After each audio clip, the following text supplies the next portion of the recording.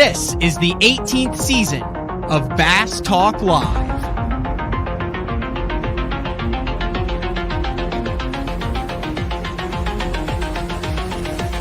With your host, Matt Pangrath.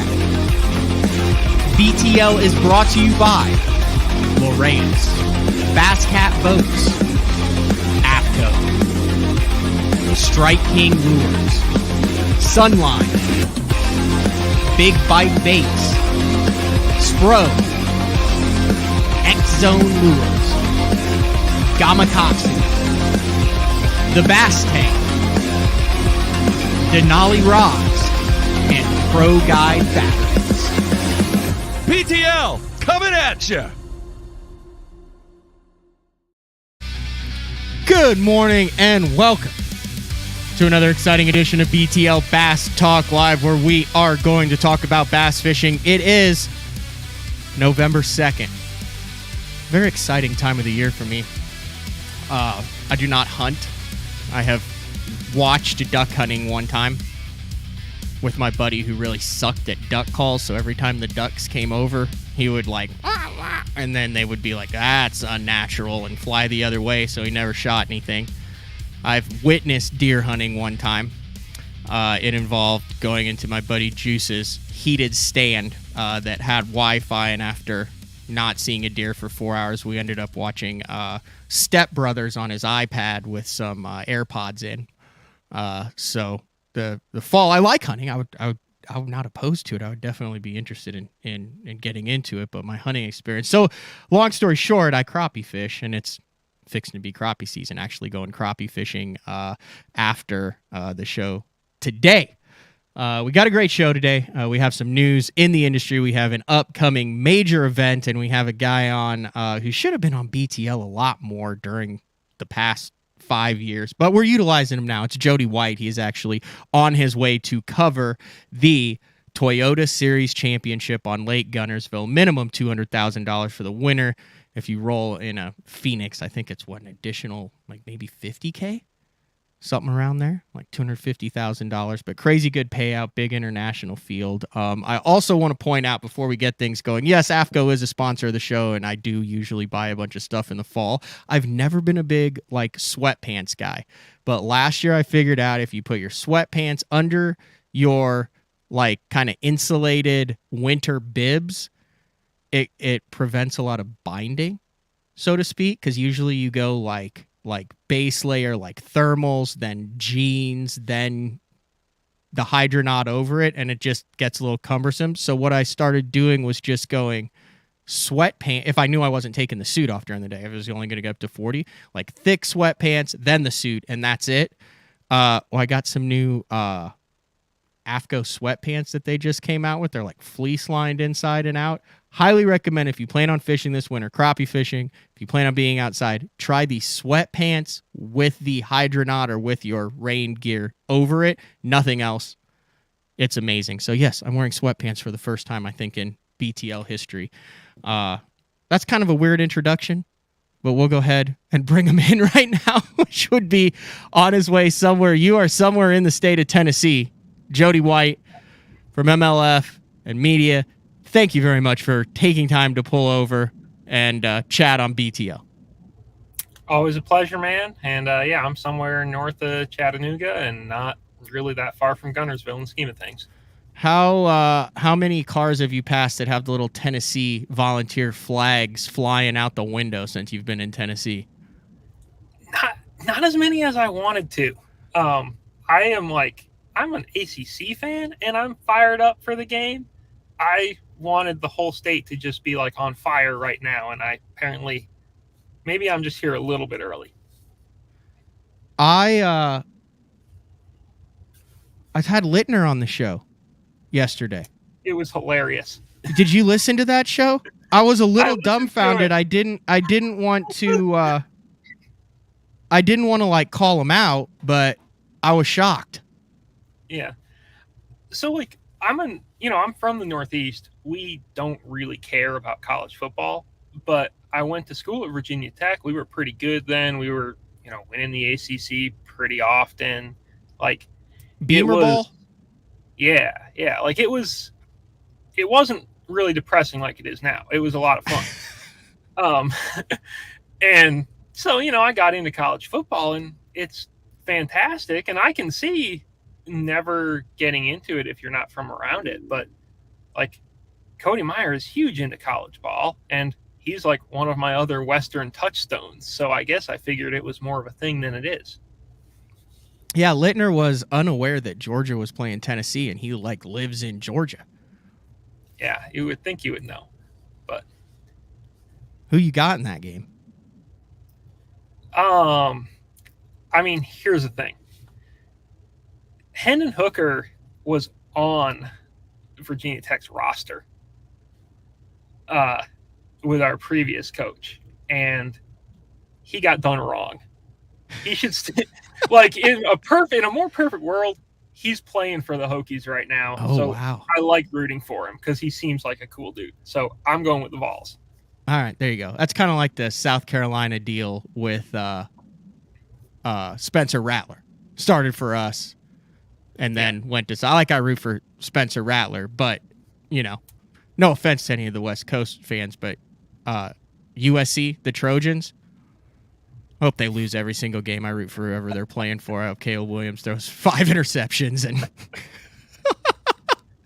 we got OU quarterbacks spread all over the country. I assume Bradley shares your opinion on that?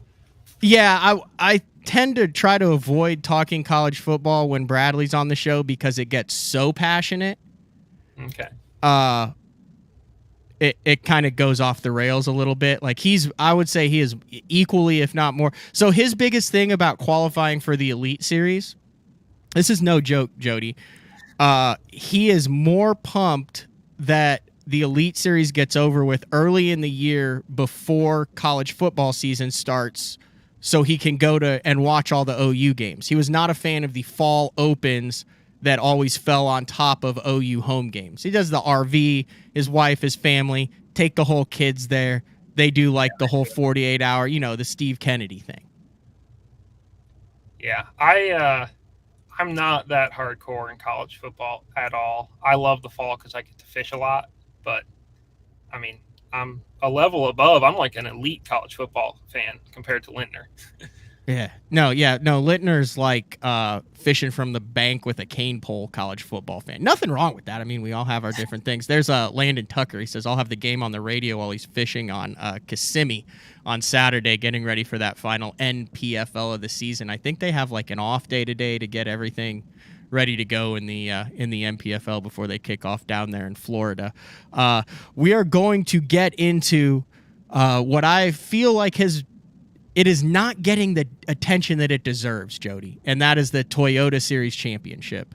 We're going to get into that in the second half of the show, but first, a big announcement. I don't know if I would call it a hidden or a under the radar. I know there were some rumblings about this, and then it was announced that Larry Nixon is going to fish the Elite Series in 2023 under the Legends exemption.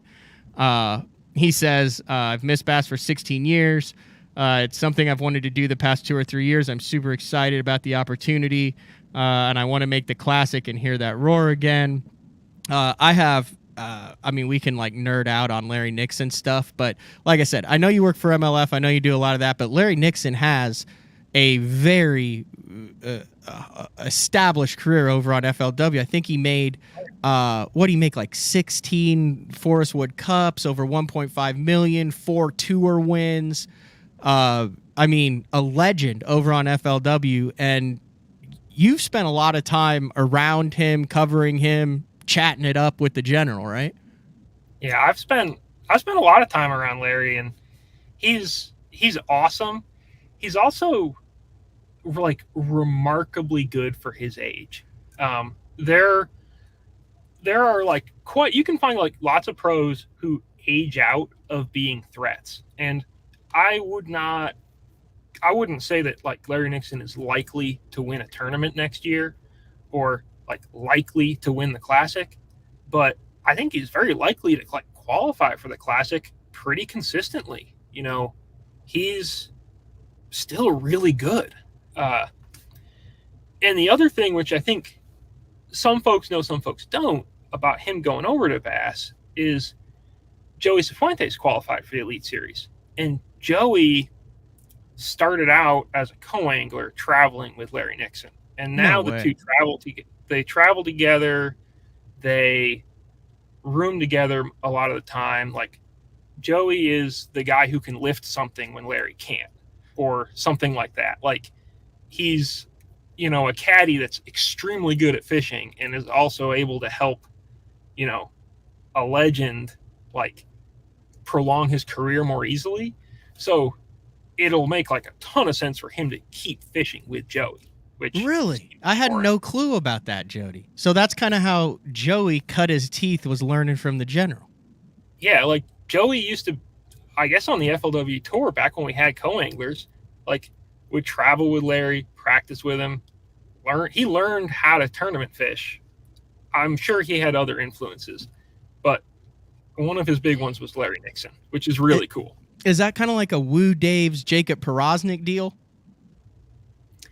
I don't know exactly their deal, but I would say possibly very similar, likely. Just kind of like a legend guy that brings it up and now they're established. I'm not comparing Cifuentes to Porosnik now by any means, but just, established pro, guy who's won classics, knows the ropes.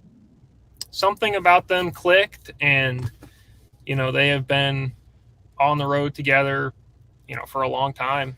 And it's really, like, it's a really great relationship they have.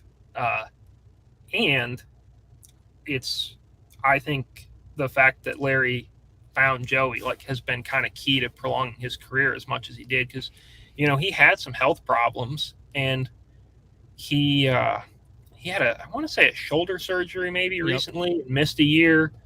And then I don't think he would have come back as soon as he did if he hadn't had Joey there. So it's going to be great to see him fishing, to see them continue to fish together.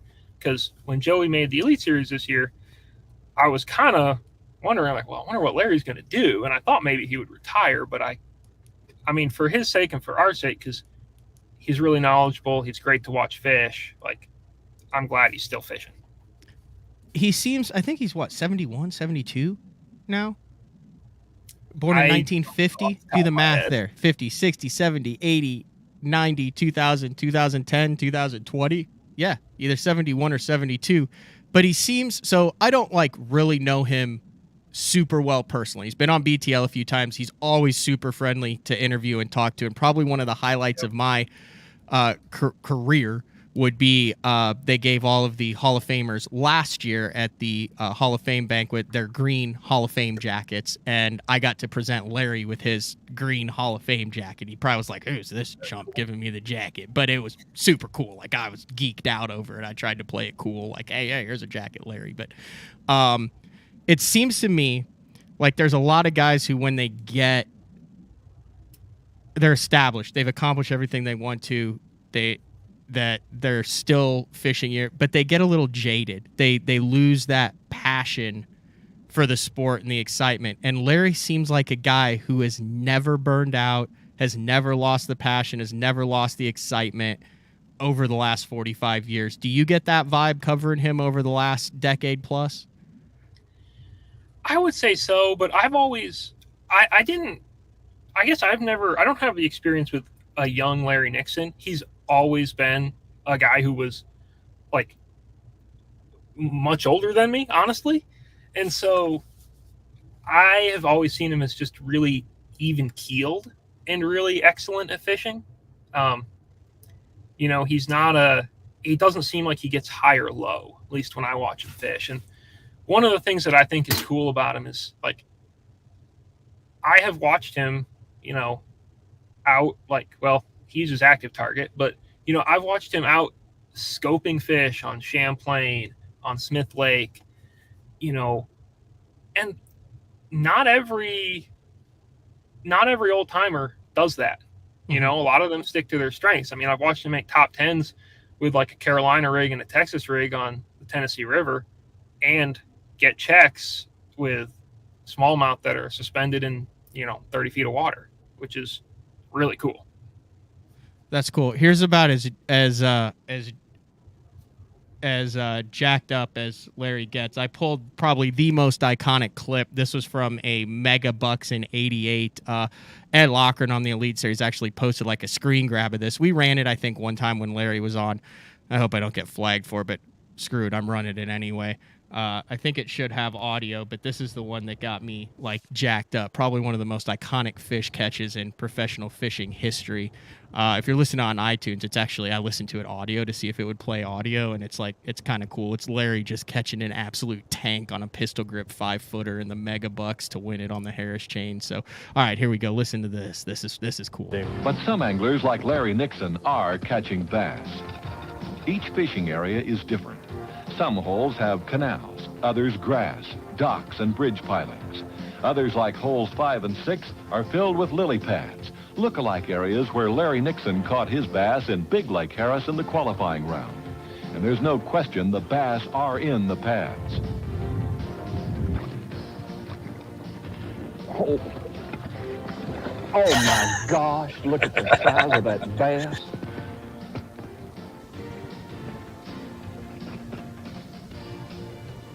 Oh, baby, stay pegged. Oh, hang on.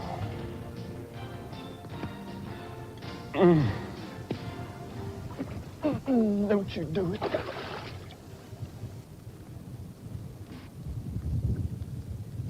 Oh.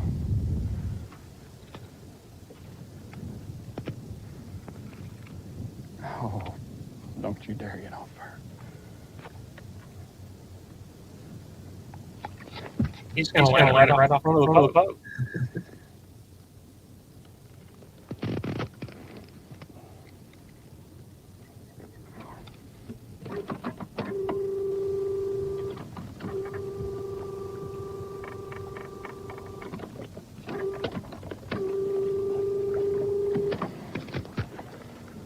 Come on, baby.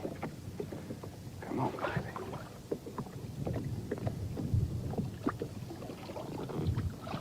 God, dog.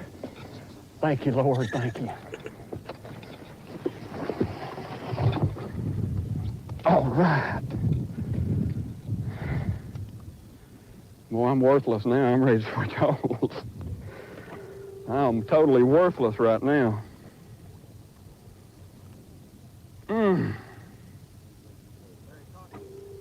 Talk? I can't even breathe, much less talk. That one big bass might make the difference.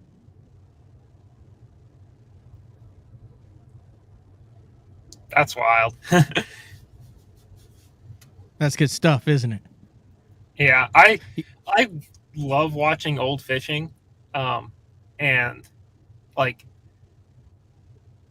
I mean, the rods and stuff, it's changed, but Yeah. it's still Larry Nixon throwing a worm. I mean, he's caught more bass on a worm than probably anyone alive. Yeah. You know what? I don't think that Bassmaster is going to catch on there because they've got like these weird format changes with the Mega Bucks, and they had like whole courses and different formats and stuff. And man, it's just got to be 4 days total consecutive for any of this stuff to work. I think it's just not going to play. Yeah, it's too complicated. I was laughing about that. That was some of the most convoluted formatting that you had with like zeroing and an hour at each hole on whether you're going clockwise or counterclockwise and how you drew and who was in what and when. And then that led me down the wormhole when Bassmaster did the stuff where they like boat raced. Remember that? Yeah, the boat racing thing, I kind of wish we would try it again. It's probably really dangerous, and we like shouldn't be setting that example, but I feel like it'd be fun. It would. All right, let's. I want to wrap up the Larry Nixon thing. I wanted to get you on because I know you appreciate the Larry Nixon stuff. So when he started his career was in 1977 in the Florida Invitational. That was like right in the middle of the heyday of Roland Martin's Angler of the Year domination. And in his first tournament in 1977, he will be competing this year in 2023 against Scott Martin, this will be his third year on the Elite Series. Holds pretty much him and Dudley and stuff hold pretty much every record on FLW, don't they? The old FLW, like Scott has like the most wins and all that. Well, David Dudley too. Him and Dudley. So Scott was 1.5 when when Larry Nixon That's fished his amazing. first invitational. Wow. He has fished 461 total tournaments between FLW and MLF and BASS. It's kind of interesting. He leaves MLF/FLW, and I'm referring it to FLW. That's the majority of where he was back then, at 200 even tournaments. And so the question with that is, like, that's cool, like longevity, but is it worth it? So you have to go to the career earnings and then average it, because he never really fished at like the BFL level. Couple Toyota Series, Stren Series ever starts that, but he averages over his 461 tournaments. He's got a little over 3.5 million in career earnings. He averages almost $7,500 every time he launches his boat for a tournament over the last 45 years. And that, that takes the 70s, 80s, 90s when we weren't dealing with $5,000 entry fees, right? And the top prize wasn't. But I mean, that's lucrative. And then throw in, I mean, he's always been sponsor savvy. And there's a poster of him in Jeffrey's studio here with his arms folded, black sunglasses on for the Stratus back in the day. And he's always with Pure Fishing. I mean, he's always had a great sponsor portfolio. I suspect it's been literal decades since Larry Nixon last actually paid an entry fee, like out of his own pocket. That's crazy. You mentioned the longevity. He's doing it right. He averages 10.2 events a year since 1977. Like, dude, you fish tournaments. I fish tournaments. I just fished a 9-event opens in shape in my mid to late 30s, and like by the end of the week on, week off, week on, week off, week on, week off, I was like exhausted. This dude's been doing 10.5 a year since 1977 at a high level, like you pointed out. Yeah, he's not going when you spend time around him, he's not going as hard as you are, as Jacob Wheeler is, as like, he is not quite dark to dark in practice, but he is still like catching fish at a remarkably high level. And I don't know. I don't know if he knows exactly how much longer his body has in it, but it's certainly not holding him back very much from like catching fish. Yeah. So 45 years doing it, he has made 42 championship events, 25 classics, and 17 cups. In 45 years of fishing professionally, 42 of the championships. That's freaking nuts, wow. Jody. I mean, like you said, he's competed at a top high level. He has 13 top 10s, obviously including the 83 classic there, but 4 Forest Wood Cup top 10s and 9 top 10s in the classics. 2 Angler of the Years. And then in the article that Bass just posted, he had a 9-year run where he finished in the top 5 of the Angler of the Year consecutively. 9 years, 1979 through 1987. That's incredible. So I took this even a step further, because that's what people like me and you do. I said, well, Rick Klund's not retiring. Now, the General, do you know how he got the nickname the General? I don't. So I've heard, I think Charlie Evans tell the story like a bunch of times, and from what I understand, Charlie, or maybe somebody else like on one of the old FLW broadcasts, was so impressed with his decision making, he said he was like a general commanding the water or something like that. I never fully I understood it, but it never really like knocked my socks off necessarily. But also, it's a great nickname for Larry. It is. So I said, well, let's do some Klund Nixon comparisons, because they'll be fishing with, against, hanging out next year, right? Yeah. This is nuts. This is a top level of the sport. This is why it's so cool. This is why, this thing that started in the late 1960s, and then you saw what Irwin did with FLW starting in the 90s, and it's been through different owners on both sides and everything. But these are guys who were around within the first 5 years of it started. So professional tournament experience, active anglers fishing professionally in 2023. Rick Klund and Larry Nixon combined for 95 years of professional fishing experience, Jody. Wow. I mean, they should win every tournament. So I took the top 10 Angler of the Year point standings on the Bassmaster Elite Series. I went through all of their years of experience. Top 10, where Brandon Polinick won the Angler of the Year here, and then Jay Shakurit finished in 10th. So he obviously was a rookie. Polinick's been around over a decade. The top 10, all 10 combined in the Angler of the Year from 2022, they have 78 years of combined experience. Really? So Clunn and Nixon. Top 10. Yes. Clunn and Nixon combined for almost 20 more years of professional fishing experience than the entire top 10 in the Angler of the Year Elite Series field in 2022. That's awesome. That's like hard to wrap your brain around. I don't know if you're just like indifferent to it, but I was like in shock when you look at those numbers statistically. That's freaking crazy. They have 79 FLW Cups and Classics between the two, 37 wins, 5 Classics, and 3 Angler of the Years. That's all I got stats-wise. They're good stats. I hadn't really thought of it in that, like, from the scale perspective. Yes. You know, but when you really dig into just the vast amount of time they've got on the water, like, that's cool. It really is. Have you gotten to be in the boat with Larry at all? Have you been in the boat with Larry at all? I think I've done like a practice gallery with him or something like that once, probably. I've never like fished with Larry for an extended period of time, though. I'd like to someday. Yeah, it would be interesting, and I think it's underrated to go to the BPT and even the invitationals there. It's like the longevity of some anglers, I think, is drastically underappreciated, and we kind of give them a tip of the cap and wish them well when they retire, and some of them just stop fishing. But there's so much history and so many things that we take for granted now. When you look at a Paul Elias, a Tommy Biffle, and I don't want to leave any map, but there's so many of those guys that. I mean, dude, they're legitimately like pioneers in the sport, and they are still actively competing at the top level. That's special.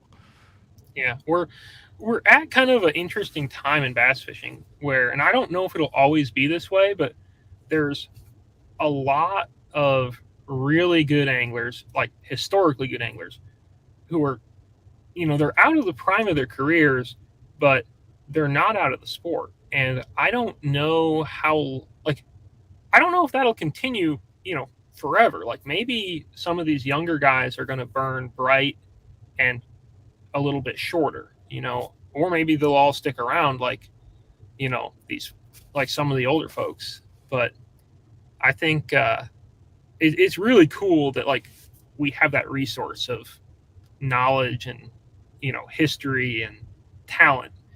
Like when I talked, it's just really neat that I could go up to a takeoff and have a conversation about a tournament that happened in the 70s from someone who was there, Yeah, that's crazy. Yeah. Who would you say? Who's your top 5 or top 3 active, like all timers? Would you say on the BPT right now? I'm gonna pull up the list because I know we're gonna results. I mean, I guess. Like, you would have to throw Paul Elias. Is Van Dam like too young? Do I need to? I think he's 50. I mean, if you qualify for the discount at Old Country Buffet, then you qualify as an old timer. Is that how we're gonna go with that? I think that's 50, isn't it? I'll take your word for it. In which case, I'll put Van Dam in there just because of like the amount that he's so awesome. Okay. You have to put Elias because, dude. Here's the thing. No. Here's the thing. Think about what Elias has pioneered and done, like kind of out of nowhere, and I don't think we talk about that enough. Kneel and reel. Yeah. Umbrella rig, all-time heavyweight record. Like, he was the dude. Wasn't he the dude who paid to move the barge at Guntersville that created that whole rule to where you can't like do any of that stuff anymore? I don't know, but I love it. I know Brad Knight tried it at Chickamauga a few years ago, and the guy wouldn't move the barge. So, Gary Klein. Gary Klein would have to be there. It would have to be. Let's go like six. What about like, Shaw though? Because like Shaw, 100% Shaw is like amazing. Yeah, I feel like it's Shaw and Elias, like for sure. Shaw, Elias, and Biffle. And then, but that could be an Oklahoma thing for me. But Biffle is legendary, man. Yeah, I think that might be a little bit of Oklahoma bias. But I'm there for it. I'm not going to argue it. I'm going Shaw. I feel like Van Dam's the next generation. I'm going Shaw, Biffle. Shaw, Biffle. No. Klein, Grigsby, Biffle, and Elias. Those are my 4 over there. Yeah, I mean, I think you basically just picked like the 4 oldest guys, but I think that you made the right pick. I don't think you like left anyone out. But yeah, I think that's right. All right. Hey, let's take a break. When we come back, let's get into current events and things that are going on. The Toyota Series Championship, 200-plus boat field, turn $1,000, at least a $200,000 payout, international field from all over the country, co-anglers, over 450 anglers descending on Lake Guntersville for what should shape up to be an awesome tournament to wrap things up for the MLF season. Pretty much all the AAA and major tournaments that are done after this. This is kind of like the last hurrah. So it is Wednesday, November 2nd, with Jody White. We'll be back right after this. Your key to better fishing this season is Elite FS, now available at a new lower price. Get Elite FS 9 today for $9.99, and we'll throw in a CMAP reveal chart, our premium mapping solution, for free. Elite FS works with all state-of-the-art Lowrance sonar, from chirp, side scan, and down scan imaging with fish reveal to high-resolution active target live sonar. Elite FS9 and CMAP reveal. Offer ends August 31st. The new Puma STS has been redesigned from the ground up. With the angler, design, function, and performance in mind, nothing on this new offering was compromised, and the only thing carried over from the previous version is the name. Based on the Soft Touch series hull that started with the flagship Jaguar, this new model is nimble and performs incredibly well at all speeds with either a 250 or 300 horsepower engine. Featuring a new 96-inch wide-body footprint, this hull measures out at 20 foot 7 inches in length. Industry-leading design coupled with tournament-winning performance. The Puma STS from Basscat. Feel the rush.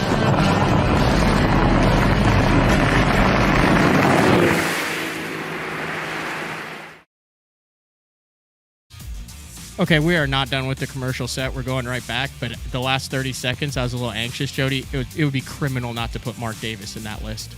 There's the top 5. Mark Davis is in that list. Mark Davis might be in the top 3 of that list. Yeah, no, that's the right call.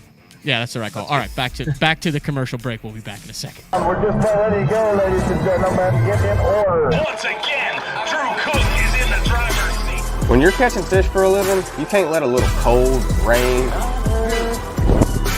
heat, humidity, or anything else get in the way of a payday. I wear APCO. Any fish, any water. The KVD 100 jerkbait. 15 different colors. A perfect combination of roll, wiggle, and flash. Increased castability. 3D eyes. Premium black nickel hooks. KVD. Tie one on. Striking lures. Are you looking to install your own fishing electronics? Well, the Bass Tank is here to help you. The solution is the Bass Tank Power Harness. It takes the guesswork out of installation. No more voltage issues or interference. Designed by an engineer so that you can get professional results right there in your own garage. Installation done right with the help of the Bass Tank Power Harness. You can feel confident knowing that your installation was done right. The Bass Tank Power Harness. Give us a call or order yours today at thebasstank.com. Elite Series Pro Daryl Gleason here. My Pro Guide batteries keep me going on those long tournament days and long practice days. Always plenty of juice, never fail. The best part about Pro Guide batteries, it's the people behind the company. They have over 40 years experience in the battery business, keeping all of us fishermen out on the water longer, catching more fish. Check them out at ProGuideBatteries.com. What's up, Bass Talk Live fans? Brandon Polnick here. And ever since I won a couple Bassmaster Elite Series events on X-Zone Lures, I've been getting a bunch of questions of what makes them so special and different. And really, the truth is, it's in the details. The little details, things like no cheap fillers in their plastic. That gives you more lifelike action, more realistic and vibrant colors. But don't just take my word for it. Go to www.xzonelures.com and check them out for yourself. All right, welcome back to BTL on a Wednesday with resident expert, all things Toyota, MLF, old FLW, Bassmaster, everything. You just love this sport. Yep. Jody White. And you've made your living in this for what, 12 years now? 12, 15 years, 10 years? You've been around over a decade. Probably more like 10. 10. But yeah. It's a career now. On his way, he's pulled over in Tennessee, in Rocky Top, on his way to Guntersville to cover the final major event of the 2022 season, which is the Toyota Series Championship on Lake Guntersville. And man, and then I showed it. We had done so well. We had done so well with the good gracious. We had done so well with the bots for the last month. I thought I had the problem figured out, and then I showed it instead of blocking it. All right, they're blocked. Another great intro. You got sweatpants and sex bots bringing you in to talk about the Toyota, the Toyota Series Championship. What are you hearing? What's the word on the street? And is this going to be a old-fashioned Guntersville grass slugfest? I would say maybe. I talked with Jacob Wall last week, and he said that the fishing in the grass was pretty good, and, like it's solid. And then I talked with Nick Hatfield yesterday, and he said, like, you could get bites in the grass, but there's a ton of people fishing the grass, which makes sense. I mean, it's Guntersville. Kyle Walters, one punching up above Goose Pond, around BB Comer last time. Like, it's pretty well publicized. Like, that's the thing to do. So I think that probably, I bet the top 10 is like at least a third flipping and frogging and like solid grass stuff, maybe more. But it just seems like, we've got live scope nowadays. It's the eelgrass is so prevalent that there's a little bit less of I think there's less really nice hydrilla than there used to be even 2 or 4 years ago. So I could see some other things playing, basically. Like cool stuff? I don't know. I think it depends on what you think is cool. Like if you think something offshore, or if you think like a live scoping or a schooling thing is cool, then I think you could see some cool stuff play. I mean, Elias, we were just talking about him. He caught him there on the umbrella rig in the fall one year. That's in play, right? The umbrella rig is in play in this event. 5 wires, but only 3 hooks for the Toyota Series. Swim baits, that type of stuff there seems to be 1 or 2 guys that always get on the big swim bait bite there. Dude, so day one, Jochimson caught like 20 pounds the last time we had the tournament there. Mm-hmm. So, I think that's a factor, or it should be at least a little bit of a factor. The The only thing that's really exciting that they can't do is they can't lock. In that first Toyota Series of the Year that we had at Guntersville, they were allowed to lock down. And I want to say, I forget his first name, but Brewer was his last name. Like, stroked him for the first 2 days below the dam. And that would be, it would be cool if they could lock, because apparently they're biting pretty good below the dam right now, but they can't. That's Wheeler, right? Yeah. You good? You got to move? No, I'm good. The truck just like shut off, and I was going to heat up if I didn't turn it back on. Oh, I hear you. And then wasn't that a Toyota? Was that a Toyota Series at the beginning of the year at Guntersville? Where that local, or was that a tour? What was that? Where that local went the other way and had like a mega sack of smallies? Well, when you say the other way, what do you mean? Because he was locking down out of Guntersville into Wheeler and fishing. Oh, and fishing right dam. below the. Okay. Yeah. So that's what they can't do. Yeah, and they can't do that. Which, you know, that tournament had like 300 some odd boats. This one has like 190. So it'll, you know, that's a big tournament, but for Guntersville, that's not the end of the world. Yeah.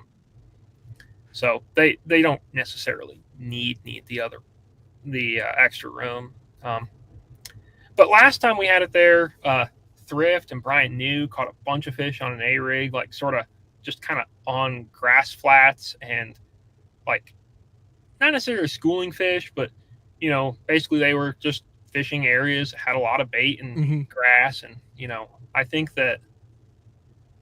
think it's guaranteed to be a punching type deal, but I think we'll see some big bags punching. I just wonder about the consistency. Like, you might get a hot mat or two or a hot stretch, and somebody will catch them there day one, and then they'll come in with 13 pounds on day two. But I guess we'll see. What are your thoughts on the umbrella rig? Is it time that thing is unleashed across the board? BPT, all that. I remember, you know, when MLF first started, remember that first one down, I think it was on Amistad. Like Velvic and those guys were catching them on the A-rig. Doing it. Yeah. I mean, is it time now to bring that back, in your opinion, at the top level and across the board? I mean, it doesn't seem to dominate the Toyota Series like we thought it would 10 years ago. Now we're going back to where it kind of blew up in a FLW event with Elias in October on the bridge. Is it? Well, let's revisit that briefly. What are your thoughts on that? So I guess there's two arguments about it. The first argument that I am in favor of is, like, I like it. I think it's cool. I think more baits are better. You know, I like the opportunity to learn things, to watch pros throw them. Like, we don't get to see pros throwing umbrella rigs right now. We just get to see normal people and really good locals throw umbrella rigs. And so we're missing out on a little bit of the stuff that we could learn, if that makes sense. Yeah. That said, it seems to me that by and large, the pros don't really want to mess with it. They think it's like too much. It is really annoying in rod lockers. It's just not something that they want to contend with or deal with. And I am a big believer that the folks paying the entries, fishing the tournaments, like, they should have a lot of say in the rules. Like, they should fish tournaments how they want them to be.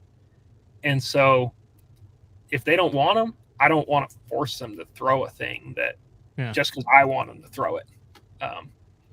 But if I had a perfect world, I'd like to see A-rigs back. I'd like to see Christie throwing an A-rig. You know, what has he learned since he won at Beaver Lake? Like, maybe he's a super A-rig genius, and we just don't know it. If that happened, it would definitely push Blockit to over 100,000 subscribers. Oh, yeah, guaranteed. Okay. Yeah, it'd be. I mean, look, it'd also be great for the internet. It would. I mentioned this field. Guys come from all over at all sorts of different. I mean, I've got it here, but this is probably the most diverse tournament field in bass fishing right now. I would say so. I mean, maybe I think the Bass Nation Championship draws some people in from like really all over the place, but the Toyota Series Championship does too, because it's it pulls in your international qualifiers who are from Spain and South Africa. A few years ago, it might have been the tournament that you fished. A dude from Zimbabwe was leading day one. Yeah. Had not really fished for smallmouth. Yeah, he was like, yeah, we catch 10-pound largemouth all the time. I don't know what these are, but they're biting my jig. Like it's a really cool tournament, that you can pull people from all over the place. And generally the international guys don't do great. The Canadians typically do pretty well, but generally, they haven't got the time on the fisheries. They don't know they don't know how to fish a Tennessee River Lake like, the 100 guys from Alabama and Tennessee in the tournament do. Namibia, Zimbabwe, South Africa, Spain, Mexico, Korea, Canada, Italy, and Portugal make up the international division. Yeah. Plus a bunch of people from California and Arizona. Yeah, and then it's the top 25 in each of the divisions. Then there's a number of wild card guys who get in through the wild card. You also have 8, including Wade Ramsey from Choctaw, Oklahoma. Go catch him, Wade. 8 BFL All-American qualifiers. And then the Federation Nation Champion. And then 4 collegiate anglers. Dude, this is by far the most diverse field in fishing. Yeah. No, there's not even a question for it. It's really cool. And we don't have it this year. I'm not exactly sure why they're not fishing, but the last year, and usually the high school national champions get to fish in it too as co-anglers. And last year I watched one of them catch like a 3-pounder behind Todd Castledine on Pickwick. Oh, that had just spin Todd out. He made the top 10. I think he was doing all right, but like it was a pretty big fish. But it's really cool. I like it. I love a championship event. If I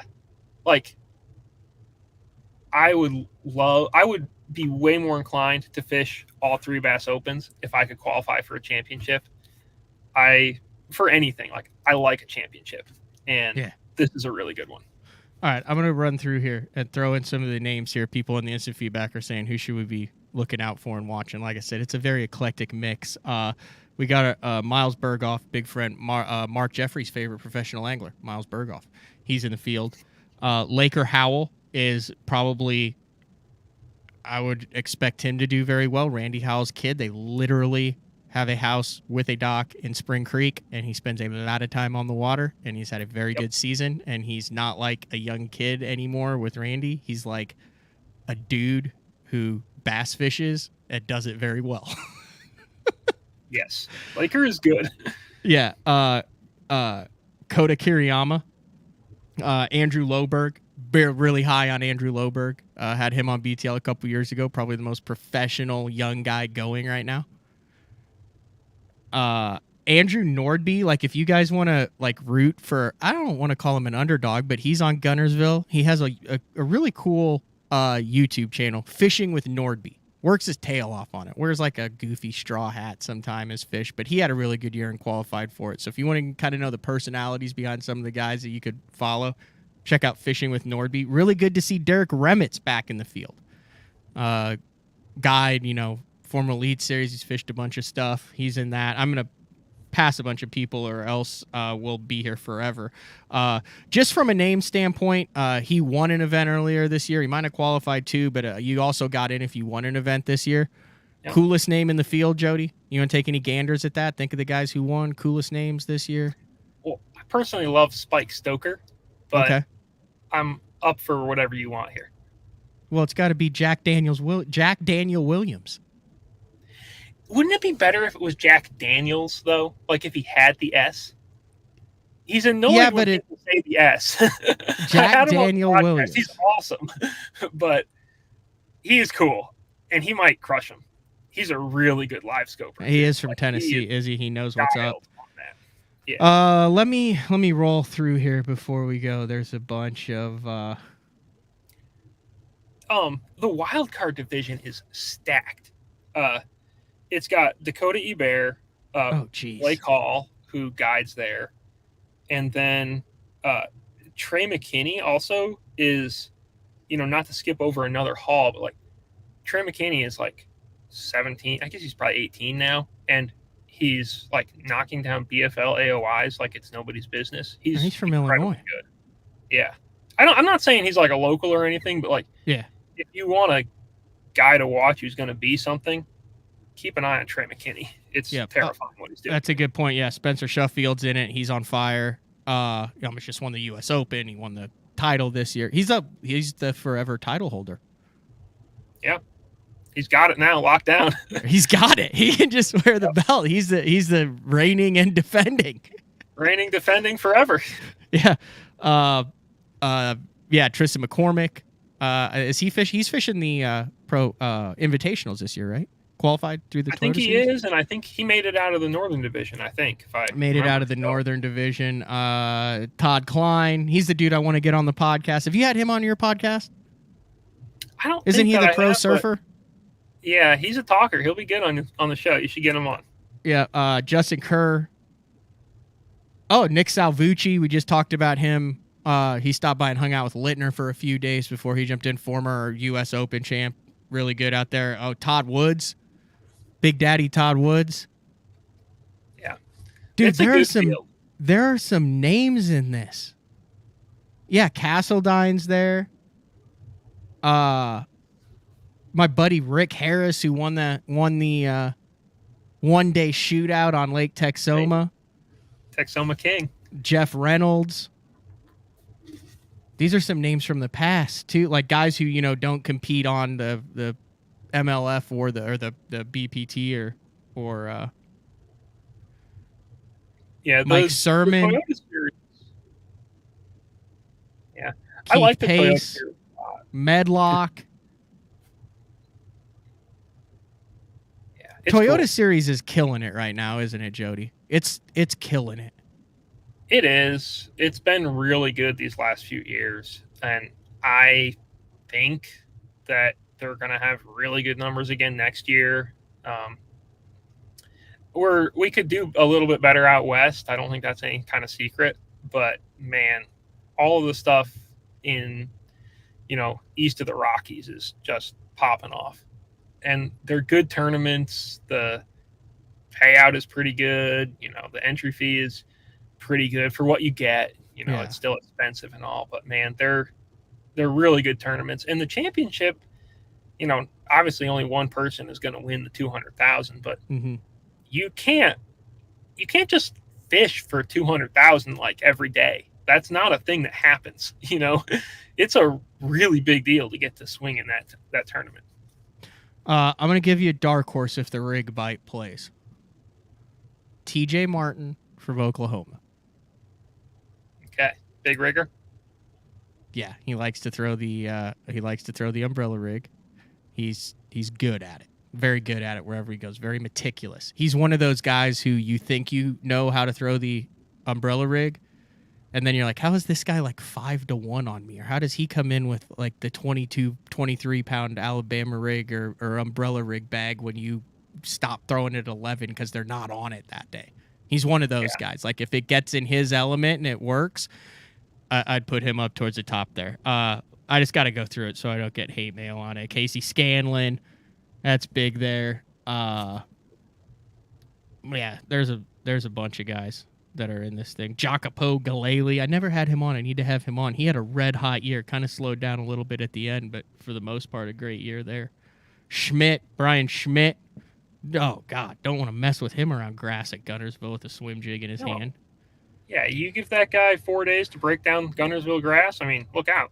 Yeah, Casey Martin. Yeah, there's a bunch of guys in that, Jody. Yeah, it's going to, like, whoever wins really earned it. And it might be a Brent Crow, it might be a local situation. It could be someone from out of town, but like whoever wins, they ran a gauntlet in that tournament. All right. Anything else we need to, are you going to be doing like articles, writing stuff on it, doing the updates on MajorLeagueFishing.com? Yeah, it'll be me and Mason Prince doing the writing for that one. We'll have 4 people on the water shooting. It's not, they're making a TV show about it, but it's not live, which I know folks would like it to be live, and live would be cool, but it's, we're going to cover it pretty well. It'll look a lot like pro circuit coverage or something like that, which isn't a thing anymore, but like it used to look. And I think it should be pretty good. Well, that's good stuff. Hey, I know it's a pain in the butt to have to pull over when you're trying to get somewhere and find cell phone service and get the laptop set up and make everything work. So I greatly appreciate you doing it. Thoroughly enjoyed the show. I'm going to let you get back on the road and then close it out with the final segment. But Jody White headed to the Toyota Series Championship on Guntersville that begins tomorrow. Absolutely. Thanks, man. Thanks, dude. Drive safe. All right. Have a good one. See ya. Like I said, that was Jody White. He knows his stuff. Historian of it, also does a great job kind of on his own podcasts and shows, and a heck of a fisherman too. Fishes the opens, fishes a lot of stuff, a lot of local tournaments. I think he went on like a crazy streak where he won between or cashed a check in like 6 or 7 in a row. But really like to see him doing well. All right, we're going to take a final break of the show. When we come back, kind of preview, update what we have going on in the next week at BTL. It is BTL on a Wednesday. We'll be back to wrap things up right after this. Have you considered purchasing new electronics for your rig? The type of mounts you choose to protect your investment should be part of the decision-making process. No matter if you prefer 1, 2, or 3 graphs up front, Beatdown Outdoors has a solution for you. Adjustable, versatile, rigid, and made in the USA. What's your ultimate electronics setup? Check out the full selection of Beatdown Outdoors products by visiting beatdownoutdoors.com. The new Android series is the peak of the Denali lineup and offers the ultimate Denali experience. The Android series features 36-ton multi-directional graphite combined with interlock blank technology for added strength. Each rod is outfitted with Royal titanium guides that will not fail. The blank is fitted into an easy-touch, soft-feel EVA foam grip with exposed blank reel seat. This all allows the Android to transmit every movement of your bait and even the most subtle bites. The Android series is the finest rod Denali has ever made and offers an angler the ultimate fishing experience with a limited lifetime warranty. See the full lineup of Android rods at denalirods.com. Combining one of the most popular hook styles with Gamakatsu's beefier Superline offering, the Gamakatsu Superline Offset Round Bend delivers the strength necessary to target big fish in heavy cover. Well suited for braided line and heavier fluorocarbon, the Gamakatsu Superline Offset Round Bend is built using stronger Superline wire that allows anglers to easily fish a finesse worm around heavy cover. The round bend offers a larger bite area, perfect for any worm presentation, while increasing your hookup ratios. The newly enhanced Z-bend holds your plastics on the hook longer, reducing the number of pull-offs and reducing damage to plastics. Available in 2/0, 3/0, 4/0, and 5/0, this is the most durable worm hook, designed for heavier lines that hold your bait on longer. Preparation is key to success. And that preparation starts well before you ever hit the water. You're only as strong as your connection to the fish, and your line is that critical connection. Confidence in your line every minute of every day on the water is a necessity, and failure, it's not an option. Sunline makes the fluorocarbon, nylon, and braided lines to give you the strength to guarantee your confidence. Vibrating jigs are a great choice for any time of year, and the Kamikaze Swim-On is a perfect match for any vibrating jig. 2 sizes and the unique tail design gives it a bait fish profile and a great swimming action for realism. There are 17 colors. See them all at bigbitebaits.com. The Spro Little John crankbait has been around for almost 15 years, and it is one of my go-to crankbaits whenever I need a fish in the boat, so you can never have enough new colors. That's why Spro's coming out with a handful of new colors, including Pearl Shad, which has this bleached out white look, but it's got this pearlescent, really, really pretty We've got copper shad, which looks amazing in the water. It's got that purple flake on the back, really, really pops in the water. And then if you want some real pop, we've got sparkle shad, nothing but sparkles all over this thing. And then last but not least, we've got the matte sexy shad, just a really different looking color for a crankbait. So you want to give them a little different look, that matte sexy shad is definitely the one to go with. All these colors are available in the original Little John and the MD.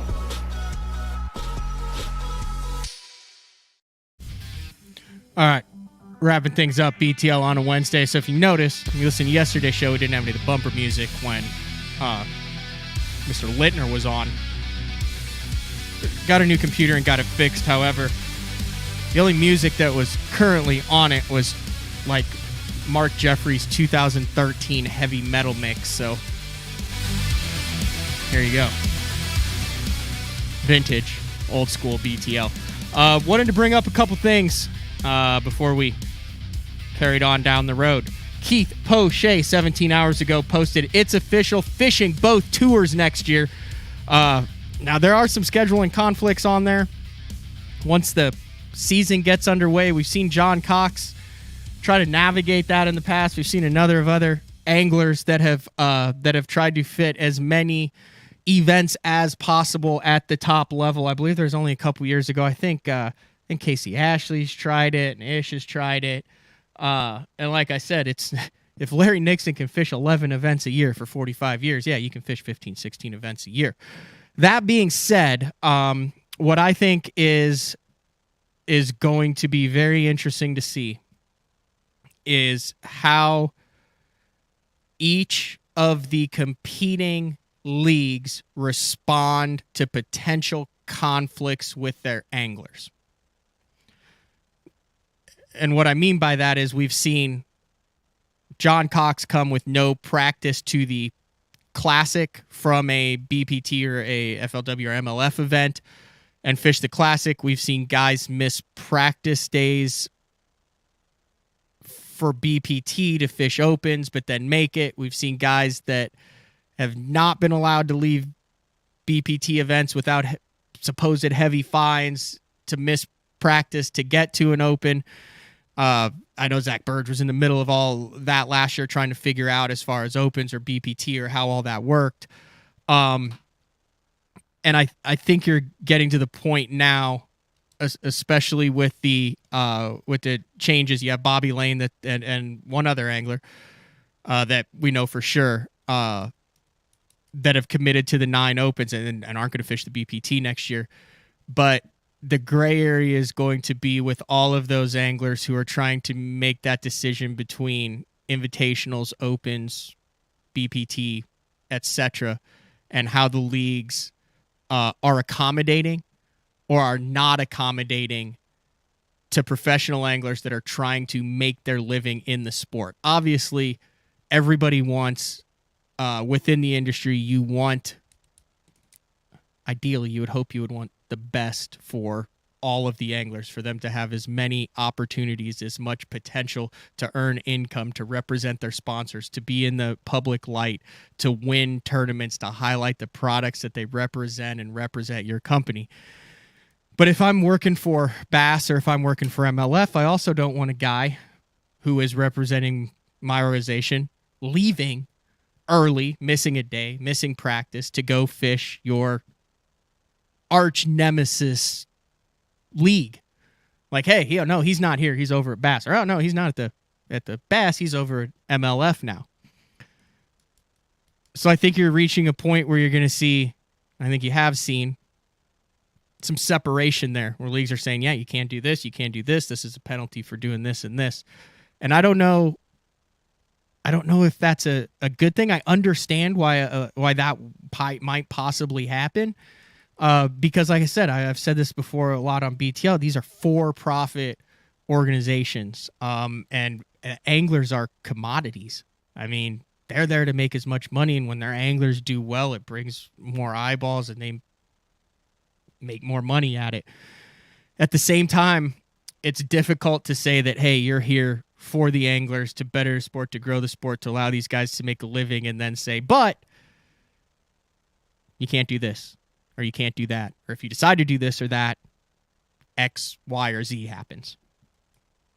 Just some stuff to think about. And I think about it more, knowing like the financial and having fished all the 20 some opens over the past 3 years.